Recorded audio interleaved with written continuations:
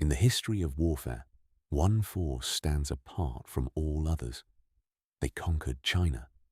They conquered Persia. They conquered Russia. They rode from the Pacific Ocean to the gates of Vienna and left nothing standing in their path. In 200 years, the Mongol Empire became the largest contiguous empire in the history of the world. They never lost. Almost never. In 1274, Kublai Khan, ruler of the greatest empire the world had ever seen, sent his armies across the sea to conquer Japan. They failed. He sent them again in 1281, this time with 140,000 soldiers, the largest naval invasion force in history up to that point. Not one of them made it back. And what stopped them was not a Japanese army. To understand why the Mongol failure in Japan matters, you need to understand what the Mongols were. They were not simply a powerful army. They were the most dominant military force in human history. Under Genghis Khan and his successors, the Mongols had systematically conquered every civilization they encountered. China, with its hundreds of millions of people and centuries of military tradition, fell in decades. Persia fell. The Abbasid Caliphate, the center of the Islamic world, fell. Kiev fell. Baghdad fell. Poland fell. The Mongol military machine was built on speed, terror, and psychological devastation. They moved faster than any army of their era. They used psychological warfare, offering mercy to cities that surrendered immediately, total annihilation to those that resisted. Word spread faster than their armies. Cities opened their gates rather than face what was coming. By the time Kublai Khan turned his attention to Japan in the 1260s, there was no reason to believe this would be any different. Japan was an island nation of perhaps 6 to 8 million people. It had no experience fighting the Mongols. Its military class, the samurai, were formidable individual warriors, but had never faced anything like a Mongol horde. Kublai Khan sent Japan a series of letters demanding submission. The Japanese government, the shogunate, read the letters and did not respond. Kublai Khan was not accustomed to being ignored.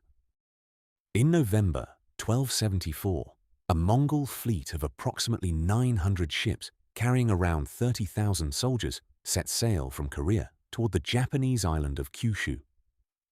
The first engagements were catastrophic for Japan. Japanese samurai were trained for individual combat, honorable single combat between named warriors, announced with ritual challenges. The Mongols had never heard of this concept and had no interest in it. They fought in tight, coordinated units, using tactics the Japanese had never encountered. They used explosive projectiles, an early form of grenade, that terrified Japanese horses and warriors alike. They used poisoned arrows. The samurai fought with extraordinary courage, and they were being slaughtered. Japanese forces fell back. The Mongols captured the islands of Tsushima and Iki, killing virtually every defender. When they landed on Kyushu itself, Japanese resistance was fierce but overwhelmed. The situation looked desperate. And then something happened that nobody could explain. Overnight, a massive storm struck the bay where the Mongol fleet was anchored. Ancient sources describe it as sudden and violent, the kind of storm that gives no warning. Ships were driven against each other and against the rocks. Thousands of Mongol soldiers drowned without ever seeing a Japanese warrior. The invasion force retreated to Korea. Japan had survived. But everyone, Japanese and Mongol alike, knew Kublai Khan would be back. The Japanese response was extraordinary. Over the next 7 years, they built a massive stone wall along the most likely invasion beaches of Kyushu, stretching for over 20 kilometers. They trained specifically to counter Mongol tactics. They prepared. They knew what was coming. Kublai Khan was not a man who accepted failure. The 1274 invasion had been a reconnaissance in force, a test. He had learned from it. In 1281, he would send not 30,000 but 140,000 soldiers, two separate fleets, one from Korea, one from southern China, that would converge on Japan simultaneously. It would be the largest amphibious invasion in history up to that point, larger than D-Day would be for another 6 centuries. Nothing could stop it. In the summer of 1281, the Korean fleet arrived first, around 1,000 ships carrying 40,000 soldiers. They met the stone wall the Japanese had built and found it impossible to establish a beachhead. Japanese samurai fought them back to the waterline day after day. For weeks, the Mongols tried to land in force. For weeks, the Japanese held. Individual Japanese warriors even launched night raids on the anchored Mongol fleet in small boats, boarding ships into darkness, killing soldiers, and retreating before dawn. It was desperate, audacious, and it worked. The Mongols could not establish a permanent position on shore. Then the southern Chinese fleet arrived. 100,000 more soldiers, nearly 3,000 ships. The combined force was overwhelming.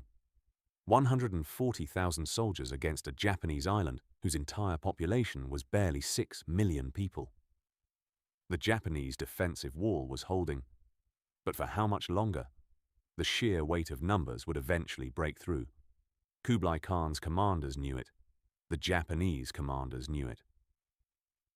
And then the sky changed.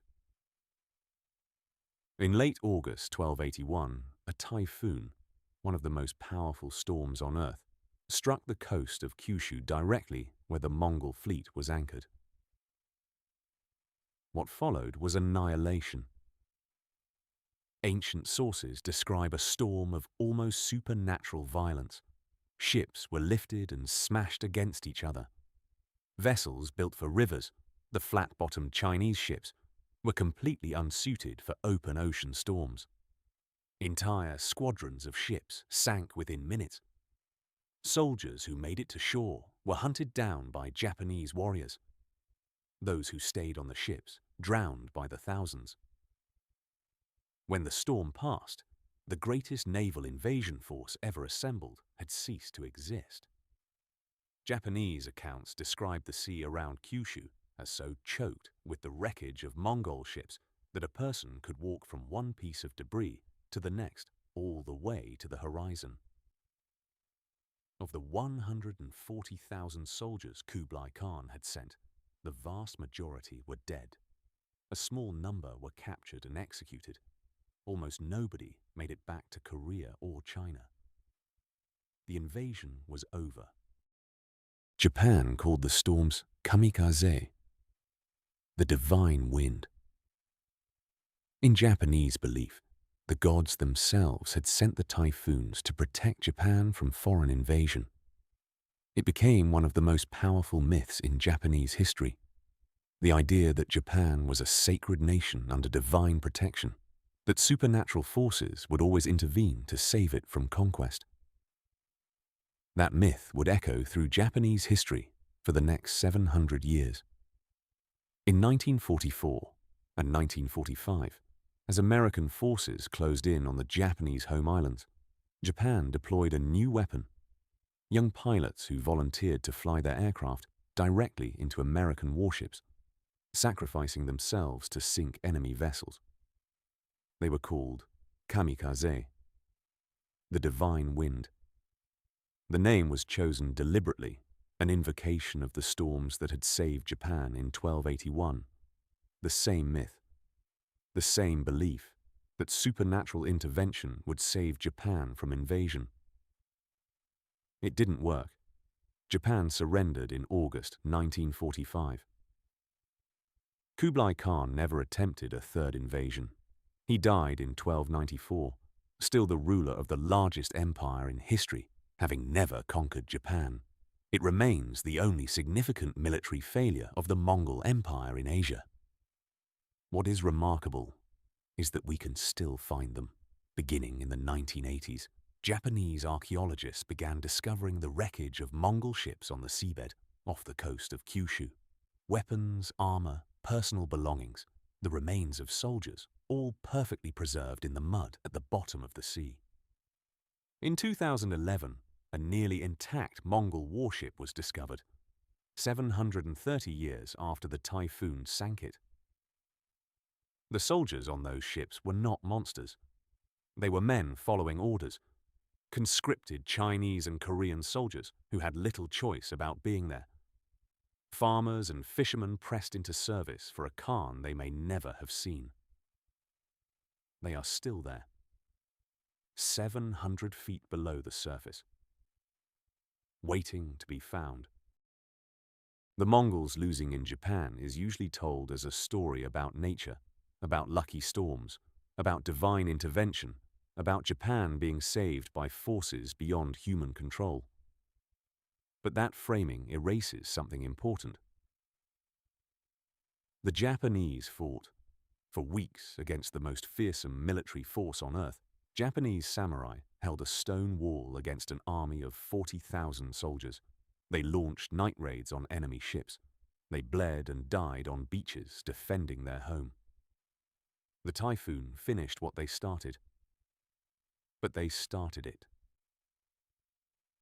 And the soldiers who came to conquer them, the conscripted farmers from China and Korea, pressed into service for Kublai Khan's ambition. They lost everything. Their names are unknown. Their stories are unrecorded. They are wreckage on a seabed, off an island they never reached. History remembers the divine wind. It doesn't remember them. That is what it means to be lost to history. If this story deserved to be told, subscribe. There are a lot more like it. And history has been quiet about them for long enough.